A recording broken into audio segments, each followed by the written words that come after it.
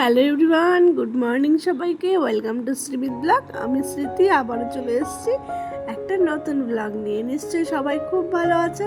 তো এই যে সকাল সকাল স্নান করে নিয়েছি, এখন ঘড়িতে বাজে প্রায় 8:45 আর যাব আজকে শিবের মাথায় জল ঢালতে। আস্তে আস্তে সব কিছু জোগাড় করে নিয়েছি, ঘরের পুজো দিয়ে একটু ফুল বেলপাতা দিয়ে এখানে দিয়ে গেলাম। আমাদের ঘরে কিন্তু শিবলিঙ্গ এখনো বসানো হয়নি, এই ফটোগুলোই আছে বাবার। এখানে একটু ফুল বেলপাতা দিয়ে তারপর কিন্তু জল ঢালতে যাই। তো এই যে রেডি হয়ে গেছি রোজের মতো। রায় কিন্তু এখনো ঘুমোচ্ছে। রায় ঘুমোতে ঘুমোতেই আমি কিন্তু চলে আসবো দিয়ে, সেই জন্যই সকাল সকাল আরও যাওয়া, যেন রায় উঠে আবার কান্নাকাটি না করে।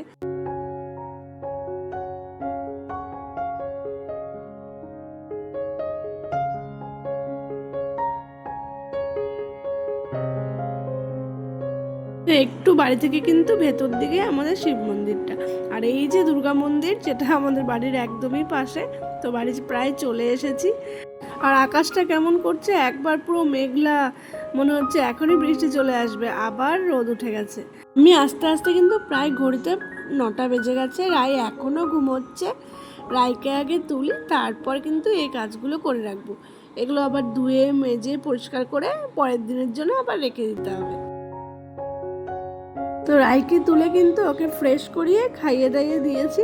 সকাল সকাল তোমরা জানোই ও দুধ খায়, সিমিলাক কৌটোর দুধ এখনও চলছে। 2 বছর হয়ে যাচ্ছে রায় প্রায়, কিন্তু দুধটা আমাকে বন্ধ করে দিতে হবে, অন্য কোনো হেলথ ড্রিঙ্ক দিতে হবে।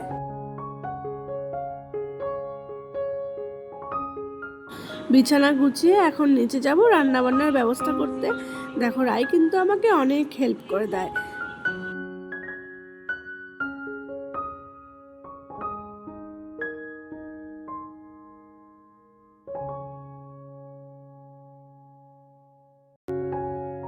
চলো তাহলে আজকে রান্না বান্নার পর্ব শুরু করা যাক।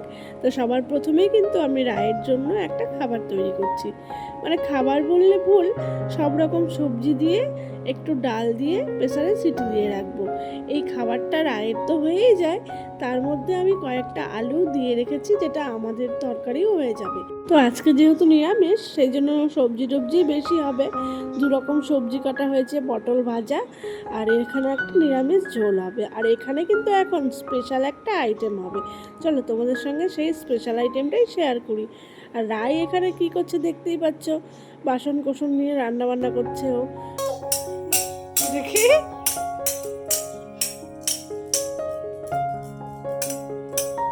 টুমটুমি, তো বললাম না আজকে একটু স্পেশাল আইটেম হবে, তো ওটাই করছি। তো আজকে ডালপুরি বানাচ্ছি অনেক দিন পর, যদিও আমি বানাচ্ছি না, মামুনি সব রেডি করেছে, আমি এখন ভেজে নেব। এটা খেতে খুবই ভালো হয়, আটা দিয়ে বানানো হয়। এমনি দোকানে তো ডালপুরি ময়দা দিয়ে বানানো হয়, তার মধ্যে আবার তেলে ভাজা হয়, কিন্তু বাড়িতে কিন্তু আমরা আটা দিয়ে বানাই, খুব টেস্ট হয় খেতে। আর একদম সামান্য তেলে ভেজে নিই। এই দেখো কী করে ভেজে নিচ্ছি আমি, আগে কিন্তু জানতাম না, এখন মামুনির কাছ থেকে শিখে গেছি।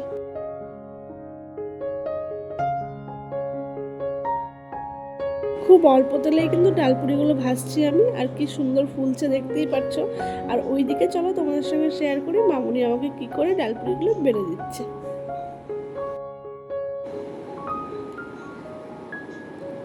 তো খুব সুন্দর করে মামুনি কিন্তু বেলে।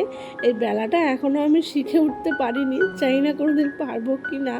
মানে দেখেইছো আমার রুটি বেলার কি হাল, তার উপর ডালপুরি বেলতে গেলে যে কি হবে, এইরকম ঘুরিয়ে ঘুরিয়ে না আমি বেলতে পারি না। এই যে ডালপুরির যেটা মেন স্টাফিংটা, তো খুব সিম্পলভাবে তৈরি করা, কিন্তু খেতে খুব ভালো হয়। তো তোমরা চাইলে রেসিপিটা কিন্তু দেবো, অবশ্যই কমেন্টস করে বলো তোমরা। আর এই যে রায়ও কিন্তু খেতে পারে, কারণ যেহেতু আটা দিয়ে করা আর খুব সামান্য তেলে ভাজা, বাচ্চাদের জন্য কিন্তু কোনো ক্ষতিকারক নয়, সেই জন্য কিন্তু রায়কে আমি দিই। আর একটু একটু নিয়ে ও বেশ এনজয় করে। আর এরই মধ্যে কিন্তু ডালপুরিগুলো সব হয়ে গেছে, এখন একটু তরকারি করে নেব।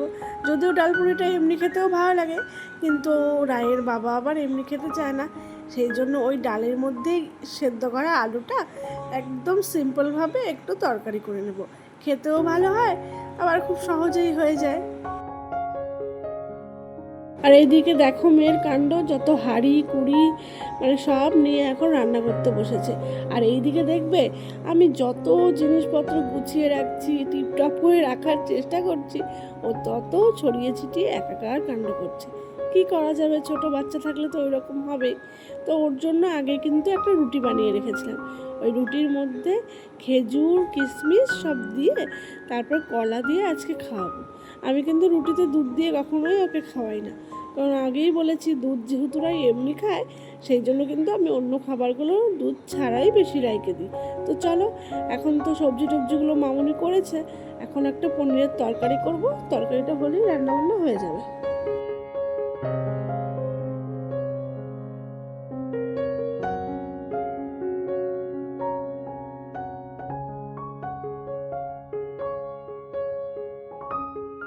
আলু আর পনিরটা কিন্তু আগে থেকেই ভেজে রেখেছি, তারপর মশলাটা কষিয়ে আলু আর পনির দিয়ে দিয়েছি, ভালো করে নেড়ে চেড়ে তারপর জল দিয়ে দিলাম, ব্যাস রেডি আমার পনির তরকারি।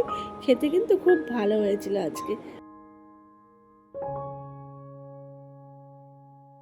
রান্না বান্না তো হয়ে গেছে, তারপর আরেক কাজ আবার রেডি। আমাদের কি আর ছুটি আছে বলো, একের পর এক কাজেরও রেডি থাকে। এখন আবার মেয়েকে স্নান করাবো, খাওয়াবো, ঘুম পাড়াবো, সে অনেক কাজ।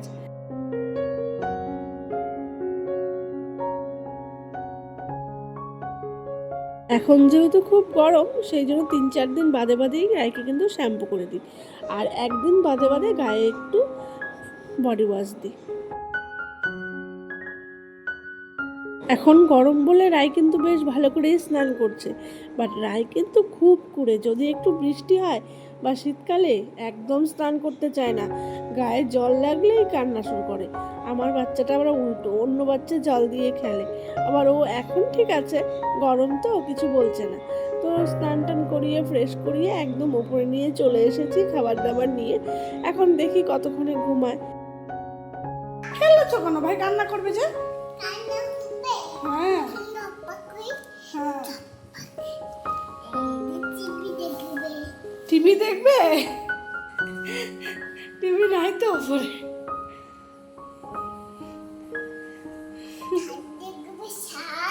ছাদ দেখবি? ছাদ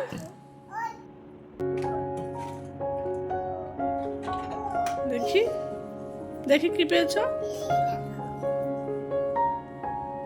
মাথায় বলো। হ্যাঁ, বাহ খুব সুন্দর লাগছে, ভালো করে পড়ো। এইরকম না, মাথায় দাও, মাথায় দাও, দাও আমি দিয়ে দিই, দাও আমি দিয়ে দিচ্ছি। বাহ, দেখো কাণ্ড, একা একা সব বের করছে, একটা একটা করে পড়ছে, সব আমার কাজ বাড়ানোর ধান্দা, আর কিছুই না। কি করব, কিছু তো আর বলার উপায় নাই না। হ্যাঁ হ্যাঁ হ্যাঁ, শেয়াল কোথায় রে, কোথায় রে? এই যে, এটা কে রে? শুধু দুষ্টামি।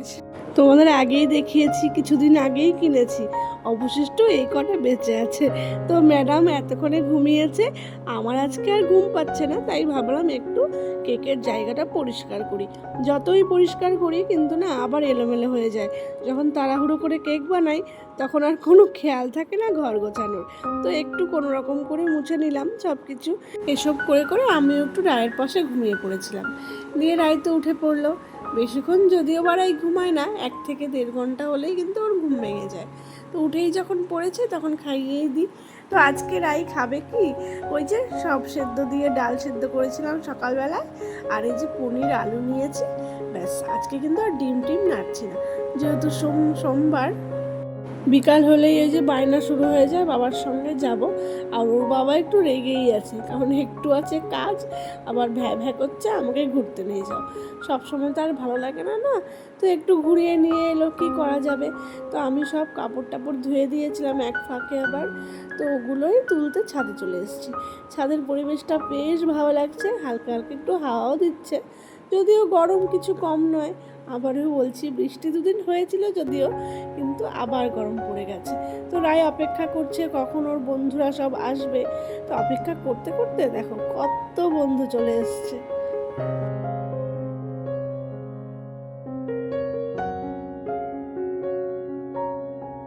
বাচ্চারা কিন্তু খেলাধুলা করতে ভীষণ পছন্দ করে।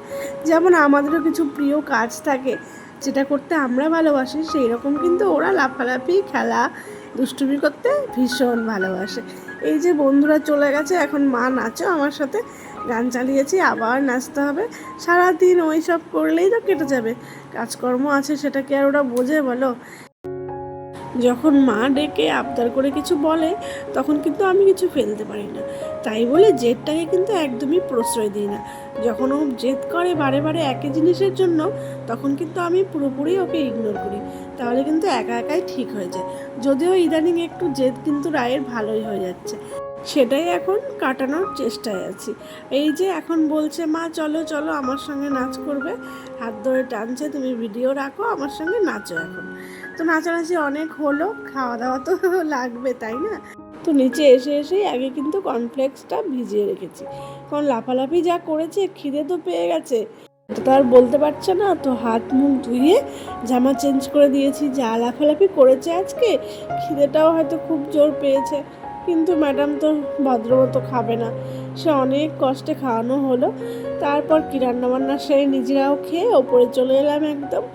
এসেই আবার কি ডিউটি রোজকার, সেই ভিডিও কল, দাউদের সঙ্গে এখন কথা বলা বলি হচ্ছে, কিন্তু আজকে আবার কথা বলার মন নেই।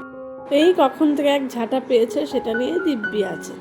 তো এই যে কখন আবার মন হয়েছে বইগুলো নিয়ে একটু খেলা করার, তো এই তো আমরা যখন ঘরে আসি তখন একটু বইগুলো ওলটপালট করে দেখে, ভিডিও কল করে, এই চলে। তো আজকের ব্লগটা কেমন লাগলো অবশ্যই জানিও, যদি কিছু ভালো লাগে প্লিজ চ্যানেলটি সাবস্ক্রাইব করো, পাশে থেকো। সবাই খুব ভালো থেকো, আমিও খুব ভালো থাকবো। দেখা হচ্ছে তোমাদের সঙ্গে নেক্সট ব্লগে। সবাইকে টাটা।